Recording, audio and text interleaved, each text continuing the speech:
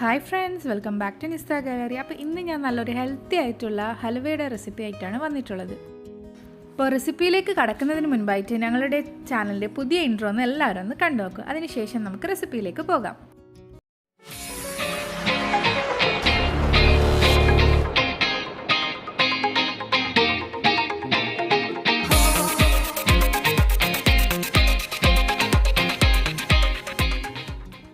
ഈ ഇൻട്രോ എല്ലാവർക്കും ഇഷ്ടമായെന്ന് കരുതുന്നു. ഇനി നമുക്ക് റെസിപ്പിയിലേക്ക് കടക്കാം.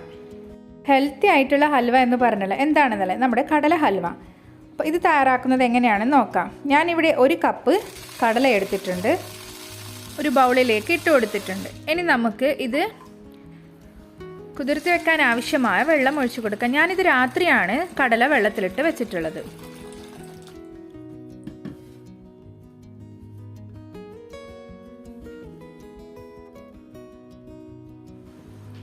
അങ്ങനെ പിറ്റേ ദിവസം രാവിലെ ആയപ്പോൾ ഇത് നല്ലപോലെ കുതിർന്ന് കിട്ടിയിട്ടുണ്ട്. ഞാൻ നല്ലപോലെ കഴുകി വൃത്തിയാക്കി എടുത്തിട്ടുണ്ട്. ഇനി നമുക്കിതിനെ മിക്സിയുടെ ജാറിലിട്ടൊന്ന് അരച്ചെടുക്കണം.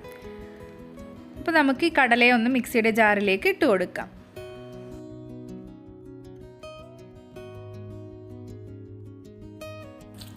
ഇനി ഇത് അരക്കാൻ ആവശ്യമായ വെള്ളം ഒഴിച്ചു കൊടുക്കാം.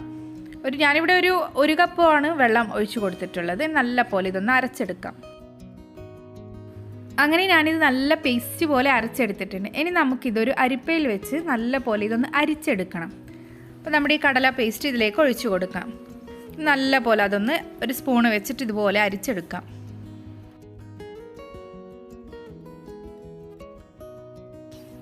ഇനി നമുക്ക് നമ്മുടെ ആ മിക്സിയുടെ ജാറിലേക്ക് ഒരു 1/2 കപ്പ് വെള്ളം ഒഴിച്ചു കൊടുത്തിട്ടുണ്ട്. ഞാൻ അതും ചേർത്ത് ഇതിലേക്ക് ഒഴിച്ചു കൊടുത്ത് ഒന്നുകൂടി നല്ലപോലെ അരിച്ചെടുക്കാം.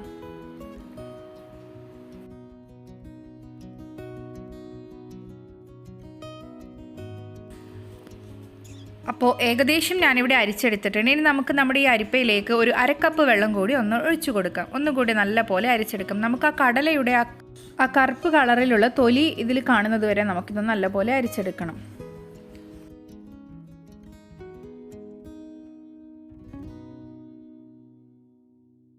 അങ്ങനെ ഞാനിത് നല്ല പോലെ അരിച്ചെടുത്തിട്ടുണ്ട്. ഇത് കണ്ടില്ലേ, നമുക്ക് ആ തൊലി ഇവിടെ ആവശ്യമില്ല, അതുകൊണ്ടാണ് അരിച്ചെടുക്കുന്നത്. അങ്ങനെ നമ്മൾ ഈ അരിച്ചെടുത്ത ഈ കൂട്ട് നമുക്ക് ഒന്ന് അടച്ച് വെച്ച് 1 മണിക്കൂർ ഒന്ന് റെസ്റ്റ് ചെയ്യാൻ വേണ്ടി വെക്കാം. ഇതെന്തിനാണെന്ന് വെച്ചാൽ നമ്മൾ വെള്ളം ഒഴിച്ചിട്ടില്ല, അപ്പോൾ ഏകദേശം ഇതിൻ്റെ വെള്ളമൊക്കെ ഒന്ന് ഊറി വരാൻ വേണ്ടിയിട്ടാണ്. ഈ സമയം നമുക്കൊന്ന് നമ്മുടെ ഹൽവയിലേക്ക് ആവശ്യമായ ശർക്കര ഒന്ന് ഉരുക്കിയെടുക്കണം. ഇതിനു വേണ്ടി ഞാൻ 1/2 കിലോയുടെ ശർക്കരയാണ് എടുത്തിട്ടുള്ളത്. ഇതുപോലെ 2 ബോൾസ് ആയിട്ടുള്ള ശർക്കരയാണ്. അപ്പോൾ അതിലൊരു വലിപ്പമുള്ള ബോൾ ഞാൻ എടുത്തിട്ടുണ്ട്. അതൊന്ന് നമുക്കൊരു പാത്രത്തിലിട്ടൊന്ന് നല്ലപോലെ പൊടിച്ചെടുക്കാം.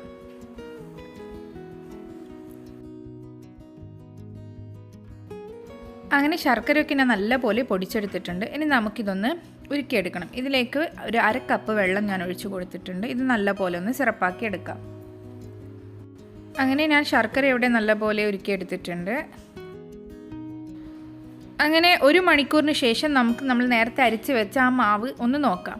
അപ്പോൾ ഇവിടെ അതിൻ്റെ വെള്ളമൊക്കെ മേൽഭാഗം നല്ല പോലെ ഊറി വന്നിട്ടുണ്ട്. അത് നമുക്ക് ഒരു കപ്പ് വെച്ചിട്ട് ഇതുപോലെ പതിയെ ഒന്ന് കോരിയെടുക്കാം. ഞാനിപ്പോൾ ഇവിടെ ഏകദേശം ഒരു കപ്പോളം വെള്ളമാണ് ഇതുപോലെ കോരിയെടുത്ത് മാറ്റിയിട്ടുള്ളത്. കൂടുതലായിട്ട് മാറ്റേണ്ട ആവശ്യമില്ല.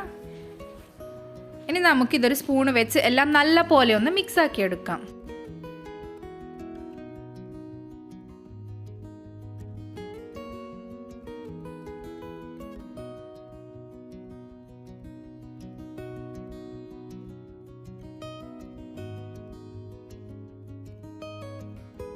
ഇനി നമ്മൾ ഈ അരിച്ചെടുത്ത കൂട്ടിനെ നമുക്കൊരു പാത്രത്തിലേക്ക്, നമ്മൾ ഹലുവ ഉണ്ടാക്കാൻ ഉദ്ദേശിക്കുന്ന ഒരു ചുവട് കട്ടിയുള്ളൊരു പാത്രത്തിലേക്ക് ഒഴിച്ചു കൊടുക്കാം. ഞാനിവിടെ നോൺ സ്റ്റിക്കിൻ്റെ ഒരു പാനാണ് എടുത്തിട്ടുള്ളത്. അതിലേക്ക് നമുക്കിതൊന്ന് ഒഴിച്ചു കൊടുക്കാം.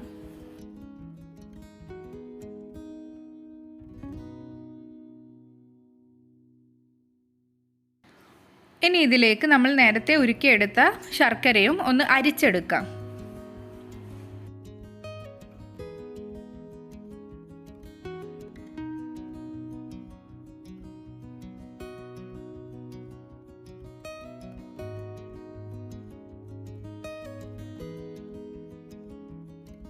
ഇനി ഇതിലേക്ക് നമുക്ക് ഒരു ഗ്ലാസ് നല്ല കട്ടിയുള്ള തേങ്ങാപ്പാൽ ഒഴിച്ചു കൊടുക്കാം. ഞാനിവിടെ കോക്കനട്ട് മിൽക്ക് പൗഡറാണ് എടുത്തിട്ടുള്ളത്. അപ്പോൾ നിങ്ങൾക്ക് കട്ടിയുള്ള തേങ്ങാപ്പാൽ എടുക്കാൻ പറ്റുമെങ്കിൽ അങ്ങനെ ചെയ്താൽ മതി. ഞാനിവിടെ പൗഡറാണ് യൂസ് ചെയ്തിട്ടുള്ളത്. അതും ഇതിലേക്ക് ഇട്ട് കൊടുത്ത് ഒന്ന് നല്ല പോലെ ഇതൊന്ന് മിക്സാക്കി എടുക്കണം.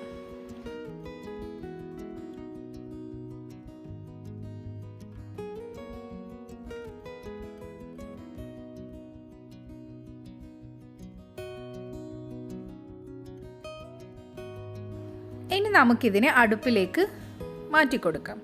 അടുപ്പിൽ വെച്ച് ഒരു മീഡിയം ഫ്ലെയിമിൽ ഇതുപോലെ നമുക്ക് ഒന്ന് ഇളക്കി കൊടുക്കാം.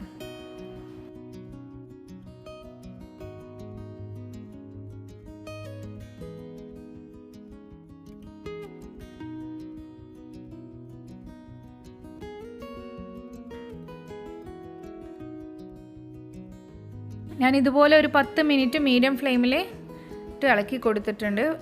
അപ്പോൾ ഇത് നല്ലപോലെ കട്ടിയായി വരുന്നുണ്ട്. ഇനി ഇതിലേക്ക് ഒരു 3 ഏലക്കായ ചതച്ചത് ഇട്ട് കൊടുക്കാം. അപ്പോൾ നമ്മുടെ ഹലുവയുടെ മിക്സ് കട്ടിയായി വരുന്നുണ്ട്. നമുക്ക് ഇതുപോലെ തുടരെ ഇളക്കിക്കൊണ്ടേ ഇരിക്കാം.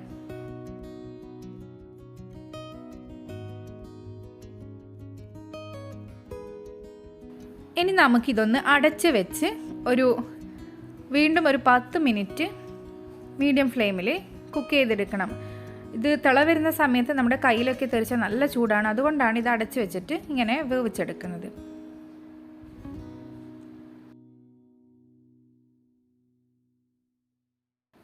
അങ്ങനെ 10 മിനിറ്റിന് ശേഷം ഞാൻ മൂടിയൊക്കെ തുറന്നിട്ട് ഒന്നുകൂടി ഇത് നല്ലപോലെ നമുക്ക് ഇളക്കി കൊടുക്കാം. അപ്പോൾ ഏകദേശം വീണ്ടും ഒന്ന് നല്ലപോലെ കട്ടിയായി വന്നിട്ടുണ്ട്. ഇനി ഇതിലേക്ക് നമുക്ക് ഒരു 2 ടേബിൾ സ്പൂൺ ഗീ ഒഴിച്ചു കൊടുക്കാം. അതും ചേർത്ത് നല്ലപോലെ ഇളക്കി കൊടുക്കാം.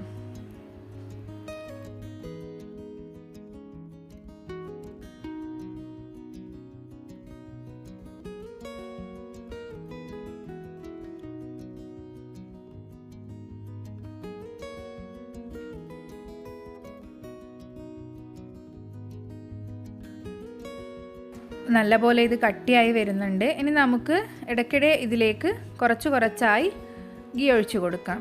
ഞാനിവിടെ ഏകദേശം ഇതിലേക്ക് ഒരു 3/4 കപ്പ് ഗീ എടുത്തിട്ടുണ്ട്.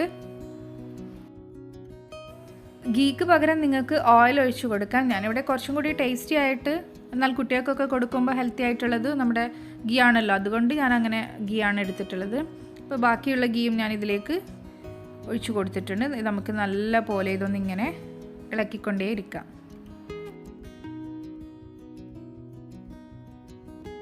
നമ്മുടെ ഹലുവയുടെ മിക്സൊക്കെ നല്ലപോലെ കളറൊക്കെ മാറി വന്നിട്ടുണ്ട്. അപ്പോൾ ഞാനിതൊന്ന് വലിയ അടുപ്പിലേക്ക് മാറ്റിയിട്ടുണ്ട്. ഇനി ഇതിലേക്ക് നമുക്ക് കുറച്ച് കാഷ്യൂ നട്ട് ഗീയിൽ റോസ്റ്റ് ചെയ്തത് ഇട്ട് കൊടുക്കുന്നുണ്ട്. ഈ ഒരു ടൈമിൽ, ഈ ഒരു തിക്നെസ്സിലുള്ള സമയത്താണ് നമ്മളിത് ചേർത്ത് കൊടുക്കേണ്ടത്. ഇനി ഒന്നും കൂടെ നല്ല പോലെ ഇളക്കി കൊടുക്കാം. നിങ്ങൾക്ക് ഇത് കാണുമ്പോൾ തന്നെ മനസ്സിലാവും എത്രത്തോളം ഇത് കട്ടിയായിട്ട് വരുന്നുണ്ട് എന്നുള്ളത്. അപ്പോൾ ഇതാ കണ്ടില്ലേ, നമ്മൾ നേരത്തെ ഒഴിച്ചു കൊടുത്ത ഗീയൊക്കെ നല്ല പോലെ തെളിഞ്ഞ് വരുന്നുണ്ട്. നമ്മുടെ ഹലുവ മിക്സ് നല്ല പോലെ റെഡിയായി വന്നിട്ടുണ്ട്. അപ്പോൾ ഇനി നമുക്കിത് ഫ്ലെയിം ഓഫ് ചെയ്ത് ഇത് ഒരു മോൾഡിലിട്ട് സെറ്റ് ചെയ്യാൻ വേണ്ടി വെക്കാം. ഇതാ കണ്ടില്ലേ, നെയ്യൊക്കെ ഇതുപോലെ പുറത്തേക്ക് വന്നിട്ടുള്ളത്. അപ്പോൾ നമുക്കിതൊന്ന് സെറ്റ് ചെയ്യാൻ വേണ്ടി വെക്കാം. അപ്പോൾ ഞാനിവിടെ മോൾഡിൽ ഗീയൊക്കെ സ്പ്രെഡ് ചെയ്ത് വെച്ചിട്ടുണ്ട്. ഇതിലേക്ക് നമ്മുടെ ഈ ഹലുവ മിക്സ് ഇട്ട് കൊടുക്കാം.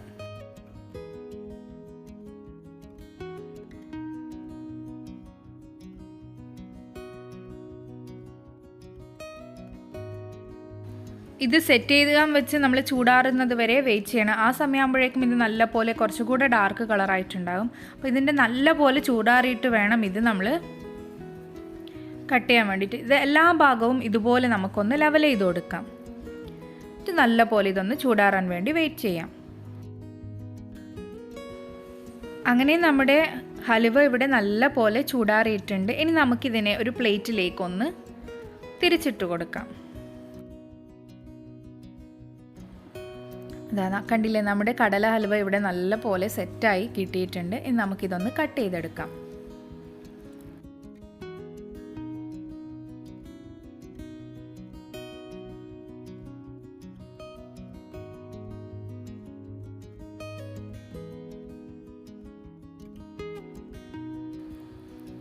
ഇനി നമുക്കിതിൻ്റെ ഒരു പീസൊന്ന് കട്ട് ചെയ്ത് നോക്കാം.